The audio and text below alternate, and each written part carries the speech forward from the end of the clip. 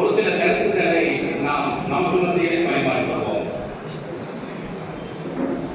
இந்த நோன்பு என்பது இருக்கிறது, இறைவன் சொல்லும்போது சொல்வான், நோன்பு என சமூக தனியாவை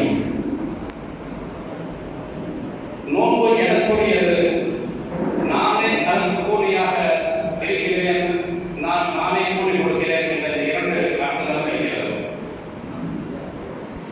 அது மட்டுமல்ல, நோன்பின் மூலமாக அல்லாஹ்வுடைய பொருத்தம் ஒன்று மட்டும்தான் பெறலாம். இந்த நோன்பின் மூலமாக அல்லாஹ்வுடைய பொருத்தம் ஒன்றுமே.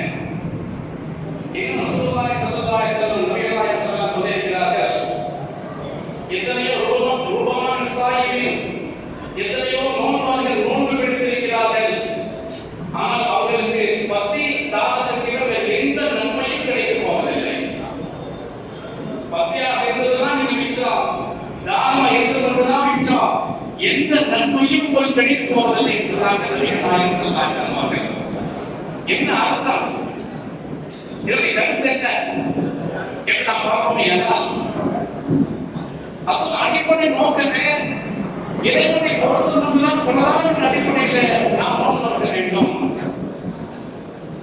இறைவனுடைய அந்த பொறுத்து கொண்டுதான் அடிப்படையாக கிடைக்க வேண்டும். அது கிடைப்பதற்கு என்ன செய்யணும்? அது கிடைப்பதற்கு நம்ம என்ன செய்யணும்? நோன்பாக இருக்க வேண்டும். நோன்பு என்பது நோன்பாக இருக்க வேண்டும். ஏனோ தானோ என்று இருக்கக்கூடாது. நோன்பு என்பது இருக்கிறது, அர்ப்பணிப்போடு செய்ய வேண்டிய ஒரு காரியம். நோன்பு வைப்பதன் மூலமாக எந்தெந்த குணாதிசயங்கள் வர வேண்டுமோ அத்தனை நல்ல குணங்கள் நமக்கு வந்துவிட வேண்டும். இதுதான் இறைவன் எதிர்பார்க்கிறான். இறைவன் எதிர்பார்க்கக்கூடிய மிகப்பெரிய விஷயம் என்ன தெரியுமா? நோன்பு வைப்பதன் மூலமாக என்னென்ன நல்ல குணங்கள்லாம் மனிதனுக்குள்ளே வர வேண்டுமோ அந்த நல்ல குணங்கள்லாம் மனிதனுக்குள்ளே வந்து சேர்ந்துவிட வேண்டும். எதுவெல்லாம் கெட்ட குணமோ அதெல்லாம் மனிதனை விட்டு வெளியே போய்விட வேண்டும். அதான் நோக்கம், அசல் அடிப்படை நோக்கம். ஏதோ நோன்பு வச்சிருக்கோம் என்று என்பதல்ல, நோன்பு வைத்துக் கொண்டு பொய் பேசக்கூடாது என்பது இருக்கிறது. அது ஒரு பாடமாக இருந்தால் கூட அந்த நோன்பு அவனை திருத்தி கொண்டு வர வேண்டும். நோன்பு என்பது இருக்கிறது, அது இறைவனுடைய அச்சத்தை ஏற்படுத்த வேண்டும். எப்படி? எந்த அடிப்படை? உள்ளம் இருக்கிறது, மனிதனுடைய உள்ளம் இருக்கிறது, அந்த உள்ளம் அது பக்குவப்பட வேண்டும். உள்ளம் இருக்கிறது, அது பக்குவப்பட வேண்டும்.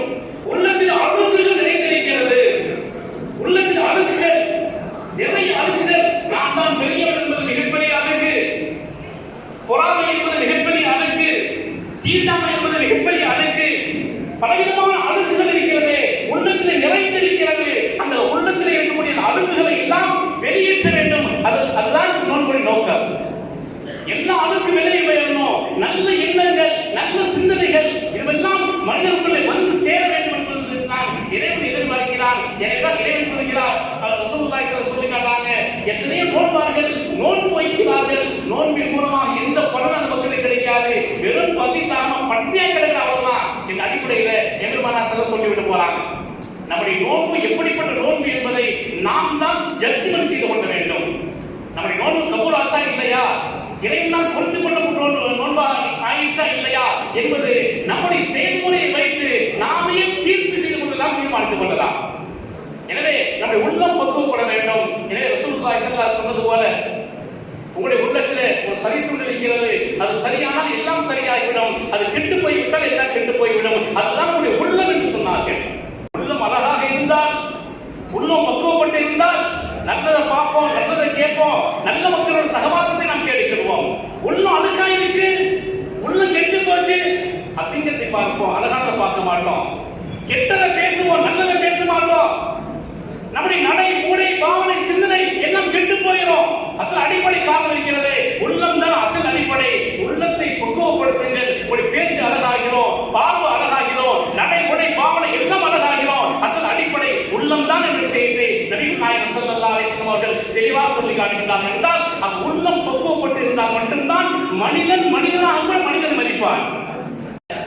நம்ம விலைக்கு வச்சிருக்கோம், பசி தாகமா இருந்து சகல் வச்சிருக்கோம், நோம்பாளி, நோம்புதல் போற நோம்பாளி, இது நோம்பு அல்ல.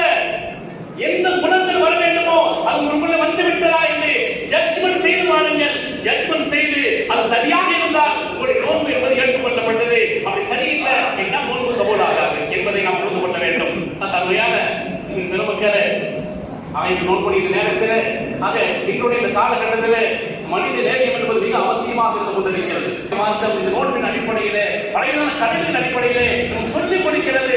யாரும் தீர்க்கத்தக்காத மக்கள் அல்ல, எல்லா மக்களும் மனிதர்கள் தான். மனிதர்களை மனிதராக மதித்து பாருங்கள். ஏழையாக இருந்தால் அவரை நெருக்கமாக ஆக்கிக் கொள்ளுங்கள்.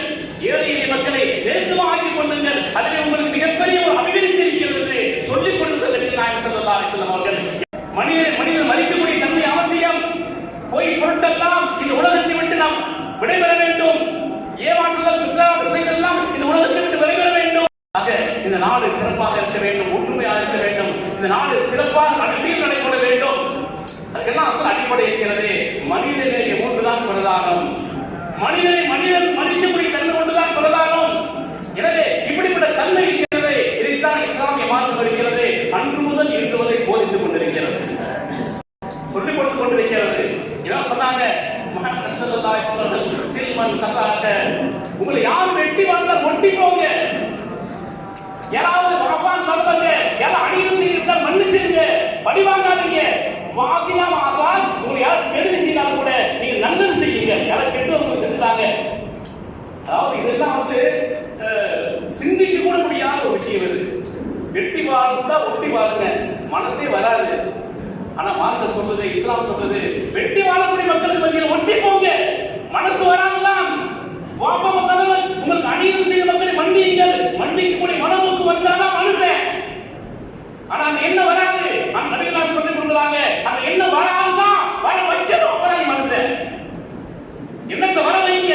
அநீதம் செய்து விட்டான், இப்படி எனக்கு அநீதம் செய்யலாம், போகாதீங்க, மன்னிச்சு பலங்க.